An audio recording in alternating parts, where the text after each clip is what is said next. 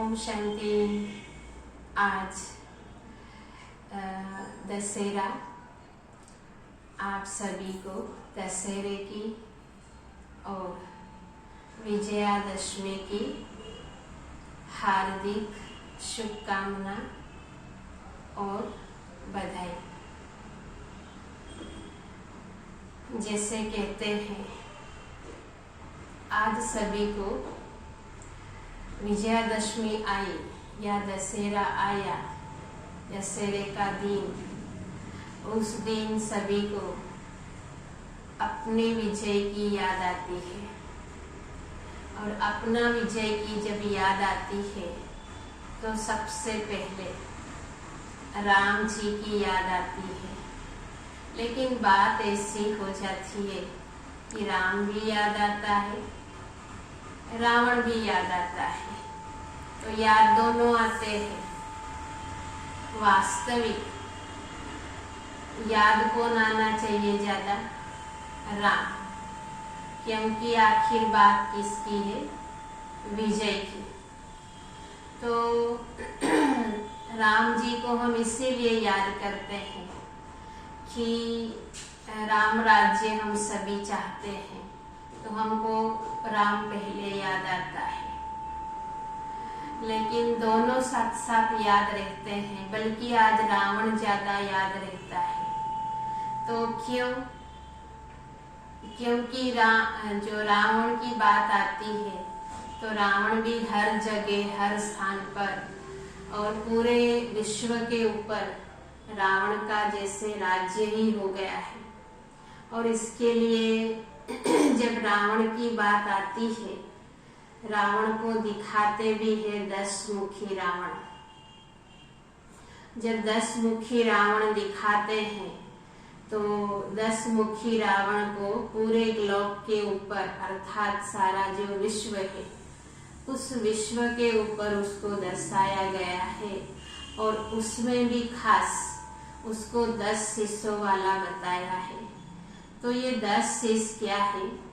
तो हर नर के अंदर 5 विकार और हर नारी के अंदर 5 विकार, ये दोनों मिलाकर 10 मुखी रावण हो जाता है। रावण तो था, रावण की बात आती है तो हमको रावण का भयानक स्वरूप याद आता है कि रावण को 10 शीश थे।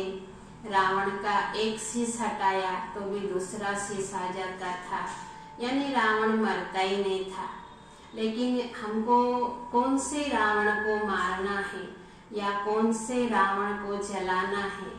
आखिर बात क्या आती है कि हमको हमारे अंदर के रावण को जलाना है, हमारे अंदर के रावण को मारना है। मारना मीन्स, या तो फिर कहते हैं कि रावण को जलाना या मारना, तो ये जो हमारे अंदर वाइसेस, अवगुण, बुराई, या जो भी हम बोलते हैं कि काम, क्रोध, अहंकार, मद मच्छर, मोह, ये जो विकार है या बुराइयां हैं या वीक पॉइंट्स है, तो इन बुराइयों को हमारे अंदर से मारना अर्थात जलाना, जलाना अर्थात खत्म करना। और रावण के लिए एक बात ये भी आती है कि भले वो विद्वान था या फिर ब्राह्मण भी था, शास्त्रवादी भी था, और एक बात ये दिखाते हैं कि बुद्धिजीवी था। लेकिन आखिर क्या हुआ? भले बुद्धिजीवी था, लेकिन किसके कारण? अहंकार के कारण, इन बुराइयों के कारण मारा गया। तो कैसे मारा गया या कैसे जलाया? तो ये हमारे अंदर की आत्मिक जागृति, हमारे अंदर की आत्मिक जागृति ये कहती है, जगाना मीन्स हमको खुद को जागना है। जागना किस बात से? हमारे अंदर की आत्मीयता, अपनापन, इसको जगाना है। और जैसे ही हमारे अंदर आत्मीयता की जागृति होती है, तो जैसे वहां बताया है कि रावण को कहाँ मारा गया? 10 शीश हटाए 10 शीश को एक मारना या तीर कमान चलाया, तब वहां पर वो रावण मारा नहीं जा रहा था, ऐसा बताया। लेकिन जैसे ही नाभि में मारा और तब जाकर के न रावण मारा गया। कहने का भाव है हमारे अंदर भी जो आत्मीयता की जागृति होगी, आत्मीयता की जागृति होने से जो हमारे अंदर का ही रावण है, रावण भी हमारे अंदर है और राम भी हमारे अंदर है। राम का अर्थ होता है विवेक, विवेक माना दिव्य बुद्धि वाली आत्मा, दिव्य बुद्धि वाली आत्मा मीन्स डिविनिटी। रावण अर्थात बुराइयां, बुराइयां अर्थात क्या है, वाइसेस, अवगुण वाली आत्मा। और इसके लिए दोनों क्या है, हमको ये बुराइयों को खत्म करना है। इसलिए हम कहते हैं काम क्रोध लोभ मोह अहंकार को खत्म करो, माना अपने अंदर के रावण को जलाओ। और जैसे रावण मारना नहीं पड़ता है, खत्म नहीं करना पड़ता है, लेकिन जैसे हम देखते हैं कि राम का अर्थ क्या होता है, रावण का अर्थ क्या होता है। राम मीन्स कौन, राम अर्थात विवेकशील आत्मा, राम अर्थात प्रसन्नचित आत्मा, राम अर्थात एक वचन वाली आत्मा, राम अर्थात वचनबद्ध आत्मा, राम अर्थात मर्यादा पुरुषोत्तम आत्मा। तो यहाँ दिखाते हैं कि रावण किस लिए मारा गया, क्योंकि राम एक वचन वाली आत्मा थी। लेकिन रावण बुद्धि यानी दिमाग वाली बुद्धि, यानी क्या है, अनेक जगह पर बुद्धि भटकाने वाले, इसके लिए रावण माना गया। जैसे राम के लिए कहते प्रसन्न चित्त, परंतु आज हम हर जगह पे मनुष्य आत्माओं को देखते हैं तो हर बात में अप्रसन्नता मिलती है, असंतुष्टता मिलती है। तो कहने का भाव ये आता है कि हर घर में रावण घुस गया, क्योंकि रावण माना जैसे बोलते लेजी, आलसी, ये जो भय, ये जो बातें, ईर्ष्या, द्वेष, जेलसी, ये जो है ये रावण की निशानी है, या तो रावण के अवगुण है। तो ये जहाँ पर दिखने में मिलते हैं वहाँ रावण साथी है।